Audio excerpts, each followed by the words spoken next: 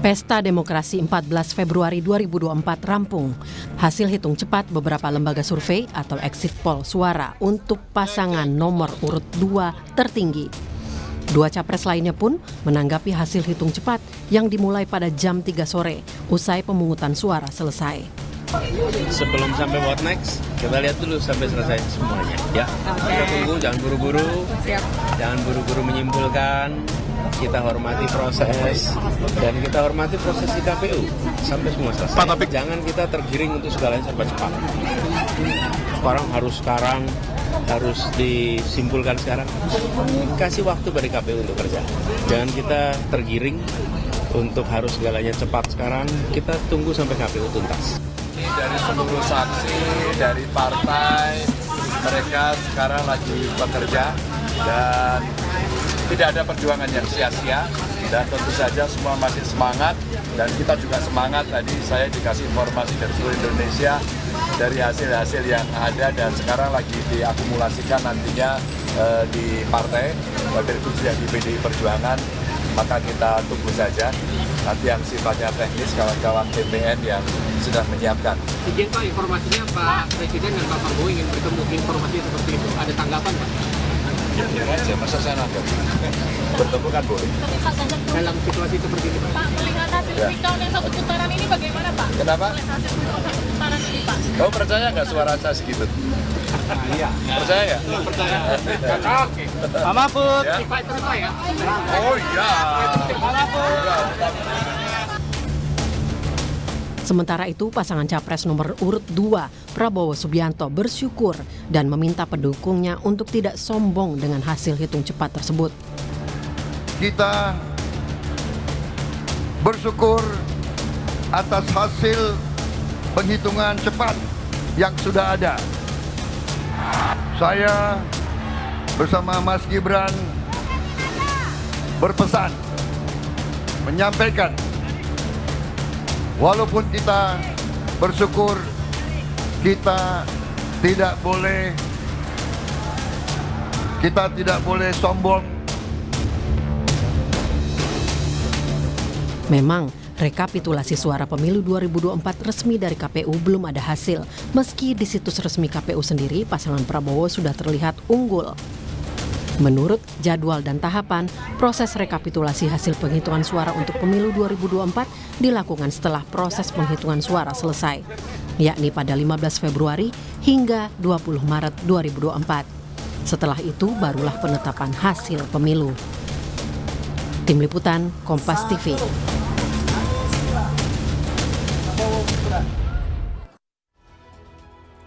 Ya, saudara, hasil penghitungan suara Pilpres 2024 dari beberapa lembaga survei bisa Anda lihat di layar Kompas TV saat ini. Dan untuk Litbang Kompas sendiri, hasil sementara hingga pagi ini juga masih masuk dan akan terus diperbaharui. Dan bagaimana profil pemilih dari ketiga calon presiden? Kami akan bahas bersama dengan peneliti senior Litbang Kompas di pagi hari ini. Sudah hadir di studio, sudah ada Mas Bambang Setiawan. Selamat pagi Mas Bambang. Pagi Mbak Adisti. Ya, ini dari kemarin sampai hari ini masa-masanya lagi pada sibuk semua lah ya ini ya soal Litbang Kompas ini ya. Nah, Mas Bambang, saya mau tanya dulu untuk Litbang Kompas ini untuk pemilu 2024 ini seperti apa? Mengerahkan berapa TPS sampel dan juga responden untuk exit poll? Ya, untuk pemilu 2024 ini kita melakukan quick count di 2000 TPS sebagai sampel. Nah, di 2000 TPS itu selain kita melakukan quick count, kita juga melakukan exit poll. Jadi tiap TPS itu kita ambil 4 responden, sehingga total keseluruhan dari responden untuk exit poll itu 8.000. Nah, dari 8.000 itu yang masuk sampai dengan hari ini itu sekitar 92-an persen. 92% ya. Dan untuk pembiayaan sendiri untuk bisa diketahui publik untuk Litbang Kompas sendiri untuk pemilu 2024 ini? Ya, tidak hanya di 2024 ini, tapi sejak awal kita melakukan quick count dan exit poll itu selalu kita dibiayai oleh PT Kompas Media Nusantara. Jadi oleh perusahaan ini sendiri. Oke, jadi biaya mandiri ya untuk Betul, biaya Bank mandiri. Kompas sendiri. Nah, saya juga mau, publik mungkin masih agak bingung.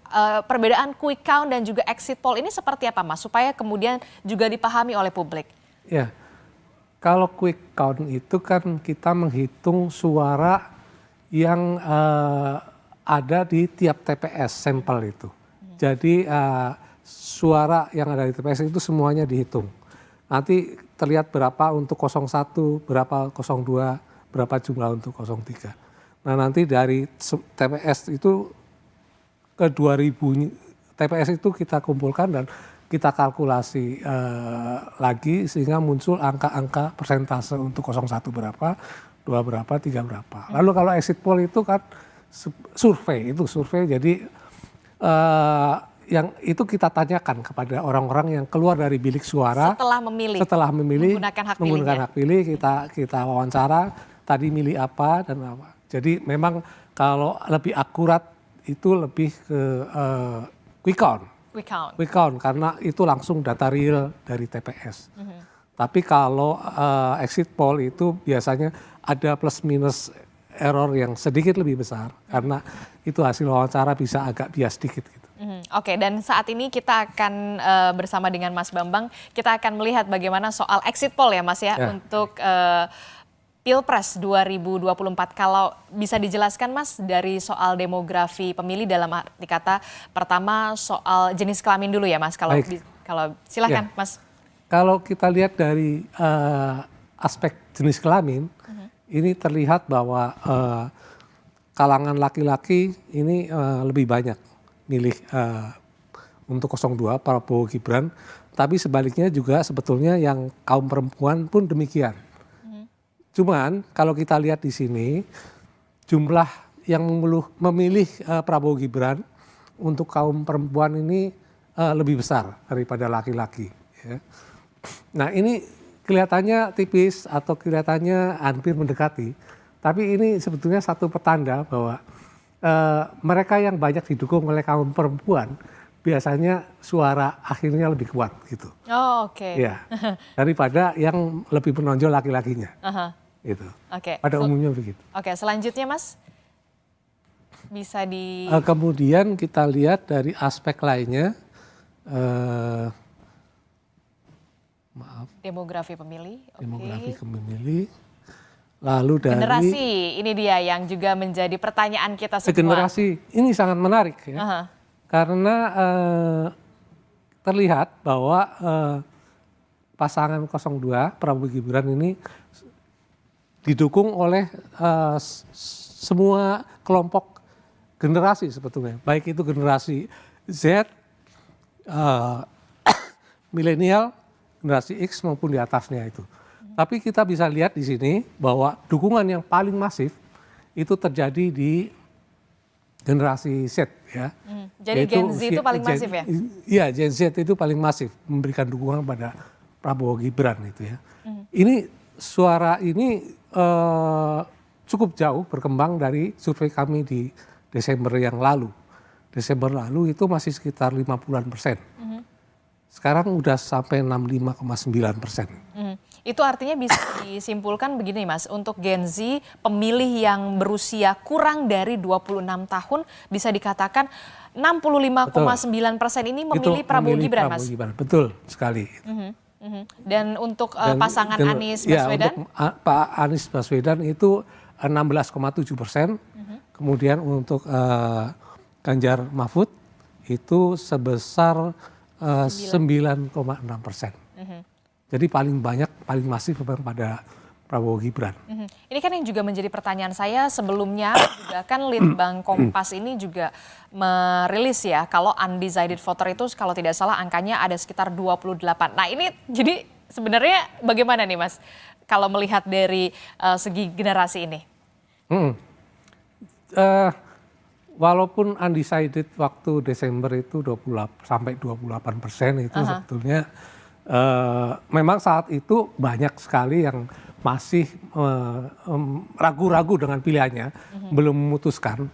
Tapi ketika dilakukan pemilu pada kemarin itu mulai tampak bahwa banyak yang silent voter itu terlebih pada generasi Gen Z ini itu kemudian menjatuhkan pilihan pada 02 gitu.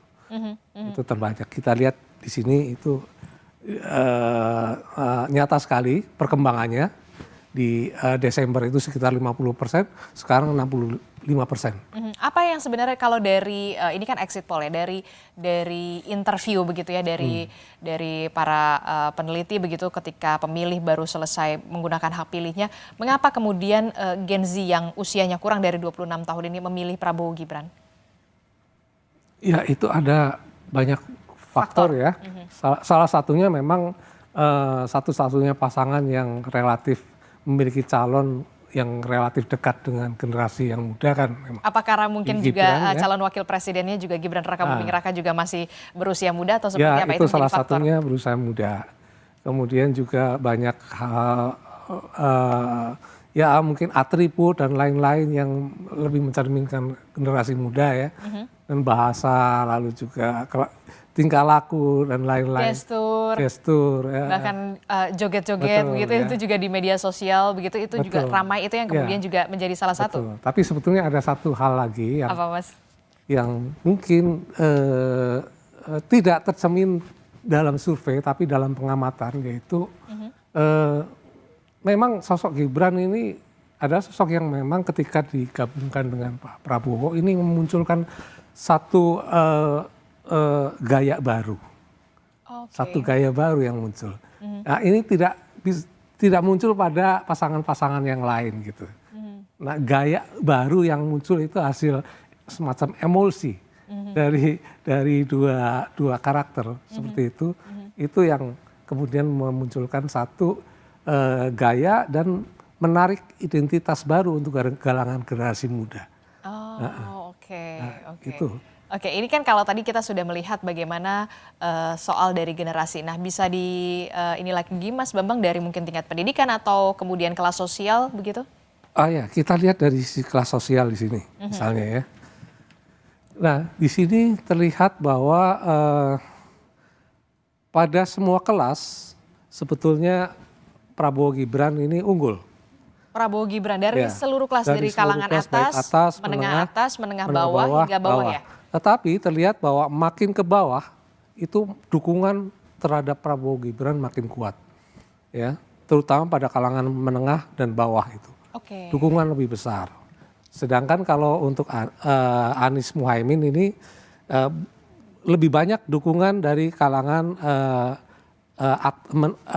atas, dan makin ke atas kelas sosialnya itu makin besar dukungan terhadap Anies Muhaimin gitu. Kalau untuk Ganjar relatif sama antara yang kelas atas bawah, relatif tidak ada perbedaan yang signifikan. Gitu. Apa yang mempengaruhi kemudian memikat begitu ya hati pemilih begitu dari penelitian untuk Litbang Kompas sendiri, kalangan menengah bawah dan juga bawah ini bahkan angkanya tidak main-main ya, Mas Bambang. Di kalangan bawah 55,9%, menengah ke bawah 55,9% juga. Apa yang menjadi ketertarikan mereka, para pemilih? Ini tentu bisa dibilang karena program. Ada semacam perasaan jaminan bahwa kelas-kelas menengah bawah ini yang dari sisi misalnya jaminan pangan misalnya paling enggak gitu ya, masih merasa aman dengan ini. Atau mungkin program yang kemudian juga sangat populis begitu, makan siang gratis, susu gratis. Salah satunya itu, makan siang gratis, susu gratis. Lalu juga tidak bisa dipungkiri yang sudah berkembang di berbagai media, yaitu bansos yang luar biasa, mungkin cukup masif ya. Dan satu hal lagi, di sini juga ada pengaruh dari Pak Jokowi, tentu tidak bisa dipungkiri ya, yang terlihat memberikan dukungan pada 02, dan bagaimana kita bisa melihat bahwa kelas menengah dan bawah ini cukup aman sekarang ini dengan status quo yang ada gitu ya, sehingga ini tentu punya pengaruh pada pasangan yang didukung oleh Pak Jokowi tentunya. Gitu. Selama sampai dengan saat ini kan memang justru program populis itu yang berkembang ya untuk kalangan bawah. Jadi program... Nah yang agak tertekan kan kemudian kalangan yang menengah ke atas ini. Oke, jadi program yang populis ini juga mempengaruhi kemudian tingkat para pemilih begitu ya, khususnya di menengah ke bawah dan juga di kalangan bawah begitu ya Mas. Tadi kita sudah melihat bagaimana sama Mas Bambang sama-sama soal kemudian jenis kelamin, perempuan, laki-laki yang memilih, kemudian generasi Gen Z, baby boomers dan juga generasi milenial. Nah, nanti kita juga akan bahas Mas Bambang usai jeda, kita masih akan bersama Mas Bambang, peneliti senior Litbang Kompas, bagaimana soal sebaran wilayah Mas. Nanti kita akan bagaimana Sumatera, kemudian yang juga kantong dari suara PDI Perjuangan yakni di wilayah Jawa Tengah, Bali, Nusa Tenggara. Tapi usai jeda tetaplah bersama kami di laporan khusus Pemilu 2024.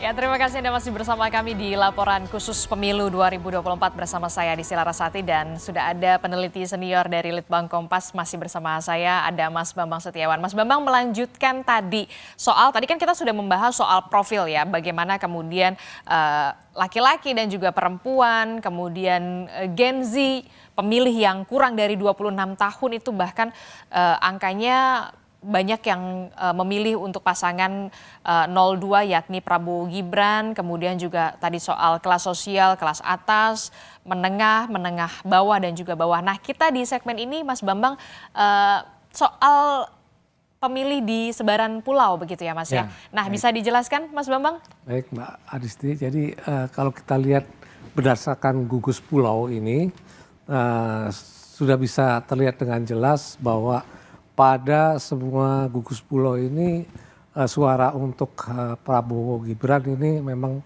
terlihat unggul cukup jauh dari dua pasangan lainnya ya.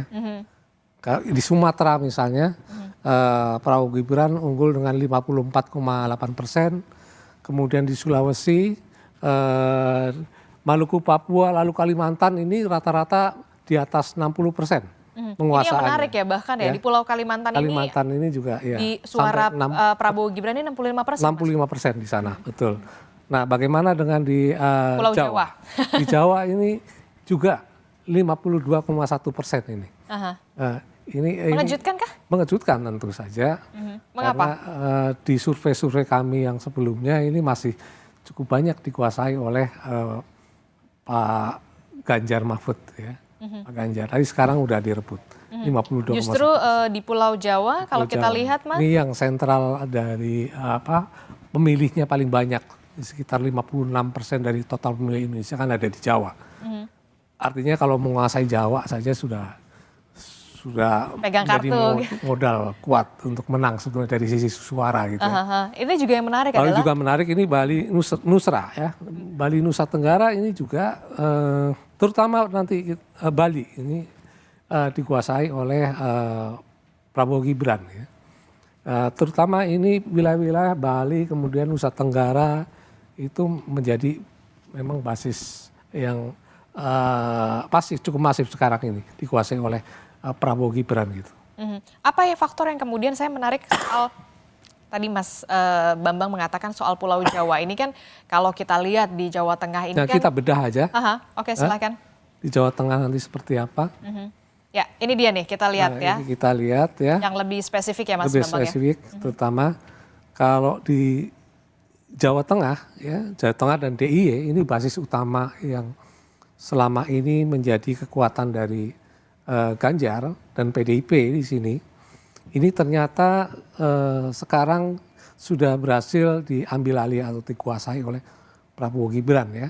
Ada pergerakan perubahan berarti? Suara yang 45,5%. Nah, pergerakannya cukup masif karena di survei kami bulan Desember lalu itu posisi untuk Ganjar Mahfud itu masih unggul. Mereka di sekitar 30%, sedangkan Prabowo Gibran sekitar 29%. Ada peningkatan yang signifikan begitu ya Mas? Apa yang faktor pendukung ya? itu meningkatnya Cukup signifikan. signifikan ya, Aha. hampir setengah dari sebelumnya. Setengah dari sebelumnya. Ini tentu nggak lepas dari ini kan ibaratnya Jawa Tengah ini menjadi battleground yang betul-betul pada akhirnya harus dilumpuhkan ya. Nah sehingga membuat relatif Ganjar Mahfud relatif tidak bisa bergerak ke lain wilayah. Ya konsentrasi di situ aja. Terlebih lagi kemudian kita bisa menyaksikan Pak Presiden Jokowi itu sangat intens. Intens. Memang Intens. beberapa bulan belakangan ini kita melihat ya. Di minggu-minggu terakhir kan. Itu tentu sangat berpengaruh terhadap pilihan masyarakat. Oke, yang juga menjadi perhatian saya adalah soal Jakarta, Mas. Ini juga Jakarta kalau kita lihat tipis sekali ya Nah, untuk Jakarta, betul. Jakarta ini sekarang sudah juga diambil alih oleh Prabowo Gibran. Ini padahal sebelumnya dalam survei kami itu Anies masih lebih unggul di sini. Oke, justru survei sebelumnya Anies Baswedan dan juga Muhaimin Iskandar itu unggul. Betul. Nah ini justru tipis sekali loh Mas angkanya, kalau bisa dijelaskan itu apa pengaruhnya? Ya ini memang masih cukup tipis karena memang kekuatan Anies di Jakarta sangat menonjol hingga Desember yang lalu gitu ya. Sehingga bisa unggul agak tipis saja sudah sangat berarti sebetulnya. Sudah sangat berarti untuk Jakarta gitu. Oke, untuk pasangan Ganjar Mahfud mendapatkan 11,8% ya Mas ya? Ya. Kalau untuk di Jakarta? Untuk di Jakarta 11,8%. Dan memang untuk Ganjar Mahfud paling tinggi masih di daerah Jawa Tengah DIY ya. Tapi suaranya sudah turun ya. Atau paling tidak dia stagnan. Di kisaran ini juga 30,6. Yang sebelumnya juga sekitar 30,6. Yang Desember. Artinya di Jawa Tengah ini stagnan sebetulnya. Tetapi yang masif kemudian merebut dukungan itu adalah Prabowo Gibran yang naik signifikan. Oke, yang juga kemudian menjadi perhatian saya adalah soal Kalimantan ini Mas. Ternyata Kalimantan Prabowo Gibran 65% Mas. Betul. Sementara kalau pasangan Anies Muhaimin ini 21,6%. Apakah kemudian tentu ini ada pengaruh apa? Gak bisa dipungkiri bahwa pemindahan ibu kota dari Jawa ke wilayah Kalimantan ini memberikan satu harapan baru ya bagi masyarakat. Bagi masyarakat Kalimantan. Bagi masyarakat. Sehingga wajar saja kalau mereka memberikan suara lebih untuk pasangan Prabowo Gibran yang memang terlihat di-endorse oleh pemerintahan Jokowi. Kalau untuk di wilayah Sumatera sendiri seperti apa Pak? Atau di Maluku, Sumatera, Papua? kalau kita bagi dalam 2 klaster misalnya Sumatera bagian utara dan Sumatera bagian selatan ini dua-duanya juga dimenangkan oleh Prabowo Gibran. Tapi yang Sumatera bagian utara itu menarik ya Mas ya? Yang bagian utara tipis. Ya lebih rendah memang. Tapi masih tetap unggul. Sedangkan Sumatera bagian selatan ini memang lebih tinggi suara dari Prabowo Gibran ya. Untuk wilayah Maluku Papua Mas?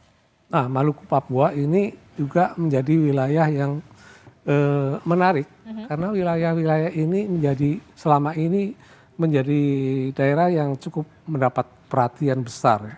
Apalagi kita tahu Papua pada periode sebelumnya Presiden Joko Widodo menang telak begitu di sana. Nah, menang telak di sana, lalu juga banyak pembangunan infrastruktur di sana. Bagi masyarakat kan sederhana urusannya. Kalau itu jalan kemudian tiba-tiba menjadi mulus, pasti mereka akan refer bahwa pemerintah bagus gitu. Nah kita lihat kalau kita jalan-jalan ke sana sekarang sudah mulus semua. Indikator itu. Dan itu yang menjadi salah satu faktor juga untuk memikat hati para pemilih begitu Mas? Betul. Itu cukup sederhana ya kalau kita jalan-jalan ke daerah-daerah itu jalan mulus mereka langsung nilai pemerintah bagus gitu ya. Oke. Jadi apa ya penilaian dasarnya penilaian dasar yang paling kentara tuh itu. Oke. Ada lagi yang mau dijelaskan Mas Bambang? Ya sebetulnya nanti kalau kita ini ada data-data dari hasil quick count yang lebih rinci karena itu jumlah sampel yang tercover dalam quick count itu sebetulnya jauh lebih besar gitu, jadi lebih rinci. Tapi nanti di kesempatan lain kita bisa bedah secara lebih rinci. Tapi untuk pasangan 01, 02 dan juga 03 untuk hasil quick count-nya bisa dijelaskan secara singkat Mas untuk dari Litbang Kompas sendiri? Kalau hasil quick count-nya, kalau kita ini per wilayah tadi ada hal-hal yang menarik di luar yang kita bisa bedah dari hasil exit poll. Ini misalnya untuk wilayah Sumatera itu ada 2 provinsi yang tampaknya Anies Muhaimin ini unggul. Pertama di Aceh. Pasangan Anies Muhaimin unggul di Aceh? Ya, berhasil merebut di Aceh, kemudian yang kedua di Sumatera Barat. Nah itu adalah 2 provinsi yang menjadi lumbung. Relatif mutlak dimenangkan oleh Anies dan Muhaimin ya. Sementara untuk yang lainnya, wilayah lainnya itu relatif sudah dikuasai oleh Prabowo Gibran ya. Sementara untuk pasangan Ganjar Mahfud kita belum melihat ada wilayah yang mereka berhasil menangkan. Nah, apa implikasinya ini? Implikasinya adalah ketika Prabowo Gibran ini bisa menguasai mayoritas lebih dari setengah jumlah provinsi dengan angka di atas 20% di wilayah-wilayah tersebut. Ini dari sisi ketentuan kemenangan berdasarkan geografis wilayah itu sudah selesai. Tidak ada masalah. Oke, untuk quick count ini kan berarti sudah berapa persen suara yang kemudian masuk Mas untuk quick count hingga hari ini? Ya sebetulnya kita itu kalau dari lapangan yang laporan itu udah 100%. Tetapi kita kan menampilkan di layar televisi itu data-data yang sudah terkonfirmasi. Sehingga sampai dengan jam segini sudah terkonfirmasi sekitar 90%. Sudah perolehan suara yang masuk itu hampir 90%. Tapi begini, tetap saja ya kan perhitungan yang resmi dari KPU kita masih menunggu ya Mas. Tentu ya. Perhitungan resmi KPU pasti akan menjadi tolok ukur yang nanti kita masih tunggu ini. Kita tidak final di sini gitu. Dan tentu saja karena ada pengawasan lewat quick count dari Litbang Kompas, kemudian dari berbagai lembaga. Ini relatif umumnya suara dari KPU itu relatif dapat terjaga. Tidak akan juga dia melebihi 1 atau 2% dari rata-rata quick count yang diselenggarakan oleh semua lembaga survei. Nah itulah sebetulnya manfaat dari quick count itu, yaitu sebagai pengawasan terhadap pelaksanaan demokrasi. Agar suara akhir dari kayak KPU itu bisa kita jaga gitu. Oke, jadi ini juga quick count ini adalah sebagai pengawas juga begitu ya? Pengawas pelaksanaan demokrasi. Walaupun kita garis bawahi lagi, tetap saja kita harus menunggu perhitungan resmi atau rekapitulasi dari KPU Republik Indonesia. Betul. Terima kasih Mas Bambang Setiawan, peneliti senior dari Litbang Kompas telah bergabung bersama kami. Nah, saudara, informasi lain yang juga akan hadir, saudara, dari laporan khusus pemilu 2024 akan kami hadirkan usai jeda, jadi tetaplah bersama kami.